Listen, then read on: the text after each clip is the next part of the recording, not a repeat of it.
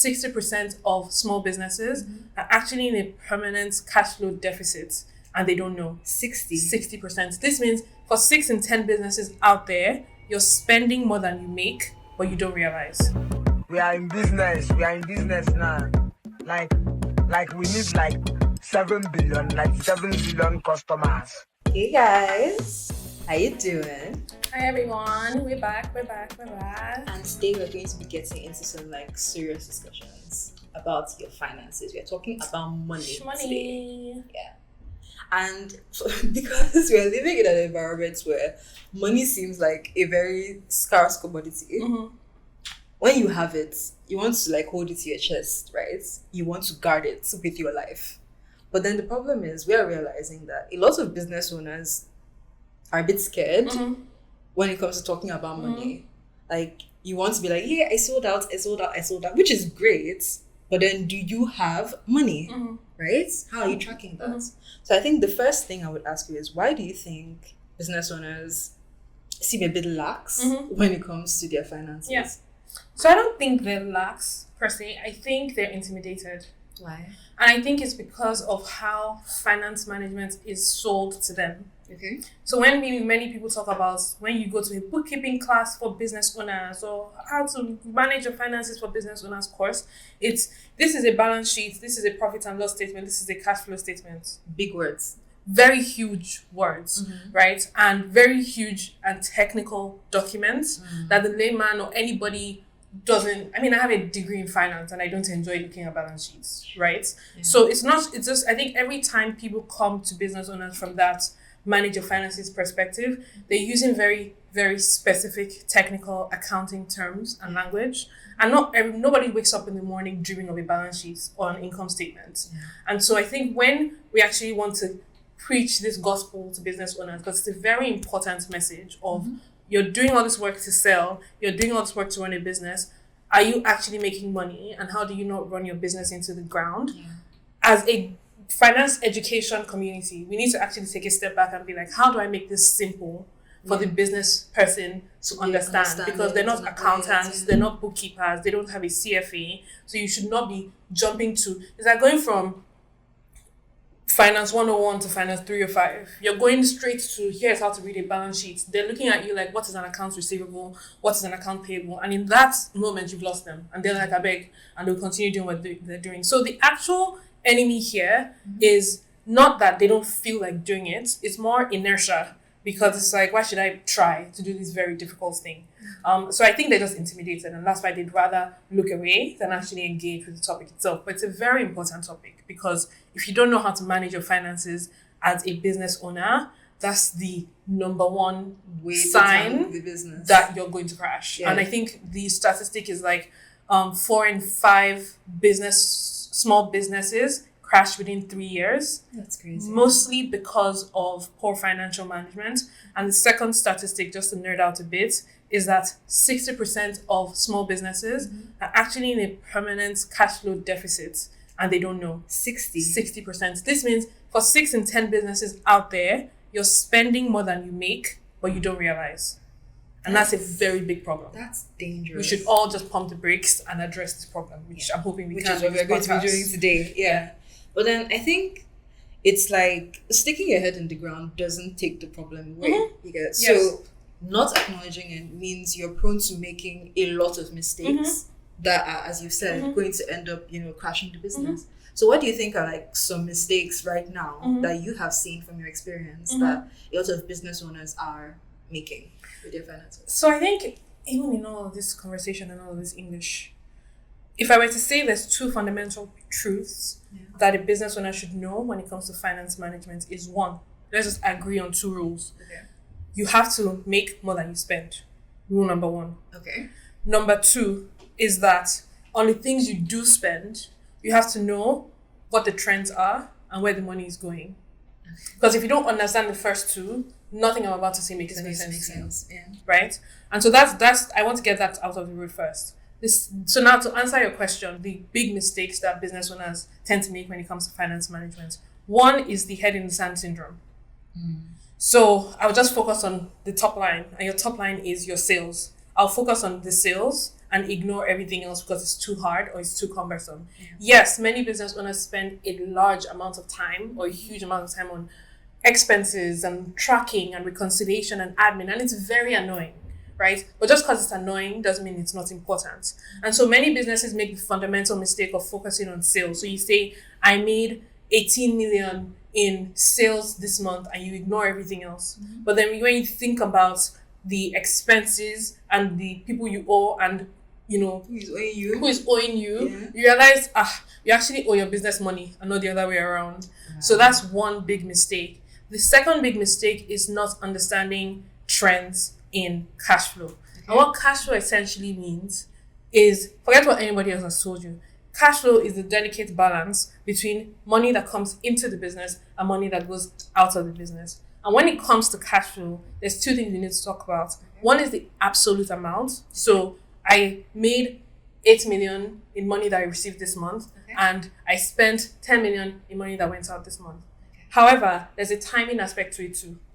So if I sold 8 million, and of that, only 6 million naira has come in, into your account, then that's going to impact your cash flow. So cash flow is about the amount of money that's going in and out, but also the timing of money that's going in and out. And as a business owner / CEO, your fundamental job is understanding both things. Because if you don't, then you run into cash flow problems. So you run into, I sold 20 million, how come I don't have money? Well, all your money is with your customers that are owing you. Or all your money is tied up in the inventory that you went to go and overspend on this month. So that's important. The next is not understanding timing. So as a business owner, you have big expenses that come up at some point in the year. You have to pay rent. You have to buy in stock. You have to do all these things. And then many business owners, again, ignore this fact and then panic at the last minute. What you want to actually do is spread out the amount. So if my rent this year is coming due in October, or let's say November, from January, I should be planning for that. Right? From January, I should be saying, okay, my rent is 12 million. I have to pay that in October. Actually, from last October, I should have been planning for that. Because 1 million put away every single month is much easier than 12 million due this month. All of a sudden. A lot of people, not just business owners, have this mentality that the money will come in. Yes, I'll do this sale. I'll bank. There's nothing to bank on. Like, I think the most dangerous thing is banking on money that doesn't exist. Planning your cash flow is not just saying the words, it actually impacts you. Because let's just imagine that you have 12 million in rent due this month, and then generator breaks down. You need to buy all this stock that expired. All of these things happen at the same time. All of a sudden, you're in a cash flow deficit and you're almost out of business. Yeah, and you need to understand Murphy's Law will happen. Anything that is going to happen is going to happen, and it's going to affect you. Exactly. So I think the two extra ones I will talk about are, one, not separating your personal life from your business life when it comes to money. So being like, oh, I run this business, I spend all my time on it, so obviously I can just take anything I want. That's a big mistake, right? Because at the end of the day, you won't be able to separate between how much does my business actually own versus how much I make. So many business owners are, for lack of, I don't want to use a dramatic word. You're essentially draining your own business without knowing it. Because you need to buy a new laptop, then you need to travel, then you need to pay school fees, then you need to, and I'm not saying that your business should not fund all these things, but there should be a process, right? If you think of an income statement, you have your revenue, you have your expenses, and then you have your, let's say, net income before paying taxes, any other thing. Your salary should be under the net income line. AKA, you've made your sales, you've paid every single one of your business expenses. That doesn't have to do with you. You understand what your net income is or your profit is, and then you decide how to pay yourself. So out of that, let's say your net income is 100, you then decide, I want to pay myself 30% of that, I want to save 40% of that, and I want to invest the remaining 30% of that to grow the business, right? That should what the math should be. But then a lot of business owners tend to lump their own self as a line item within the expenses part.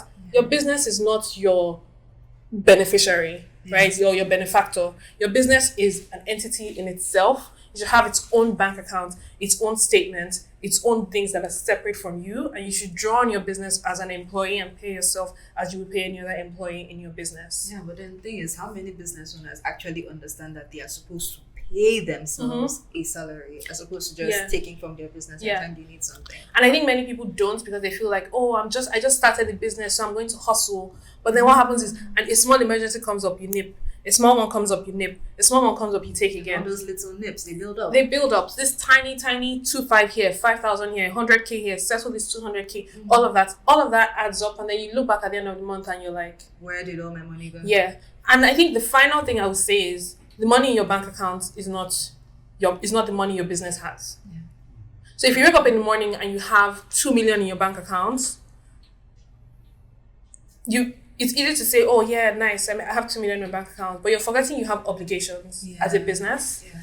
And so out of the 2 million, maybe the actual amount your business has as pure cash is 200K. And as a business owner, you need to be able to draw that distinction. And all of this, if I were to summarize all of this, it's just to actually be able to do all of these things I just said, it's one fundamental thing, and it's boring. Nobody likes it. It's annoying, and it's just tracking everything. Tracking your sales, your expenses, your who owes you, who you owe, how much you're spending on inventory, tracking everything. As a business owner and as a CEO, if I wake you up at 3 a.m., you should be able to tell me exactly. You should be able to tell me exactly how much cash flow your business has, and if you don't, then maybe there's a problem.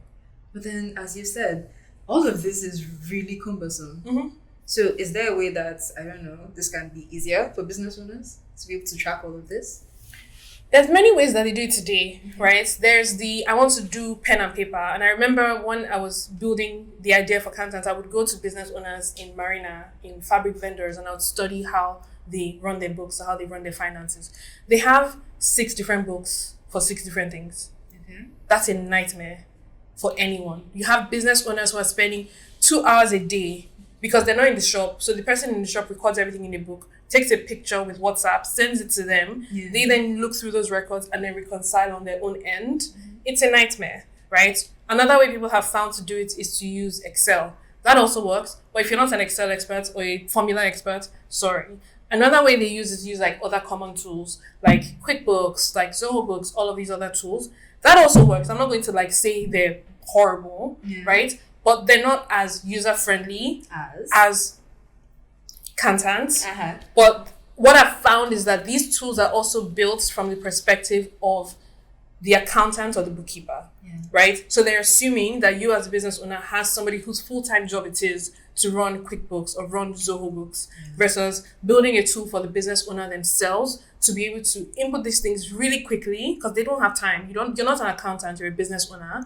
To input these things really quickly and to be able to understand in real time what your cash flow situation is. I think many of the tools on the market today are very monthly time. They focus on monthly reports, end of month reports, all of that stuff. It's very reporting oriented versus insights oriented of like, for a business owner, how do they look at a single dashboard and decide, have I done a good job or am I in trouble? And I think that's where the problem lies. I think that's actually really important. I think the last question I have is, ultimately, let's say I hear all of this as a business owner and I'm like, you know what? I'm gonna see for myself. What is the end goal? Like, where is that business owner heading towards? If they don't take this seriously. So I'll give you a perfect example. Inflation right now is at 30-something%. Forex is doing its own thing. If you price a product at 100 naira and you just can't continue selling, yes, you make sales. But if you think about it, your profit is going down every minute. And what happens with that is you then wake up in 6 months' time and it's like, oh, my business crashed. I don't know why. But the signs were there. But the signs, exactly. And I think the thing with proactive finance management, the thing with knowing, like, I can't stress this enough. If there's something I say that matters is you cannot outsource knowing your finances as a business owner. You can hire an accountant, you can hire a bookkeeper. I'm not saying you shouldn't hire an office administrator, a manager, but you as a business owner, if you don't know immediately if there's signs of trouble, if you don't know immediately if expenses have gone up by 40% this month and change course immediately, the 40% is going to happen next month and the next month and the next month, and you start to compound until it's too late, and then you look back and it's my business crashed suddenly and I didn't know. So this idea of finance management is not a nice to have. You need it. It's almost like when people say you should wear a smartwatch to like track your steps and your heartbeats and all of that stuff, to know, okay, if my heartbeat is, 10 beats lower today or 10 beats higher today, that's a sign of problem, right? You have to be able to predict. Many business owners are on the back foot. Yeah. They're reacting to their finances versus proactively managing them. And that proactive management comes from knowing your details as intimately as possible. And I'll give you an example. In retail, there's this idea of when large companies, so let's say Coca-Cola, when they change the incentives, let's say for every Coke you sell, you make 5 naira. Yeah. If they change that thing to 2 naira today, by noon, people are going to stop selling Coke on the road. These people in the markets, people who sell on it, they're so intelligent about their finances. Yes, they're so intelligent about the unit economics of their business, because that's how they eat. I am not even kidding. If you change the trade terms and reduce it by even just a naira, within a week, that company will know. And that's how business owners need to be able to know intimately what drives their business and be able to react immediately to that. Thank you so much. I feel like this has been a very, very, very, very educative episode. Thanks, I try. It's not easy being a savant and all of that. So we have come to the end of this episode. Thank you so much for sticking with us. This is our 6th episode. 6th episode. That's crazy. Wild. That's we're now doing seasonal film up here. Thank you. Thanks everyone. And yes, if you have any questions on finance management, any questions, I think this is a very threatening and intimidating topic for most people. There's no stupid questions. There's no silly questions. Even if you ask me to define profits, I will call you and define profits for you. Please DM us, leave a comment, tell us anything, ask us anything. We'll be happy to answer. We're always here for you. It's been real. Bye. Bye.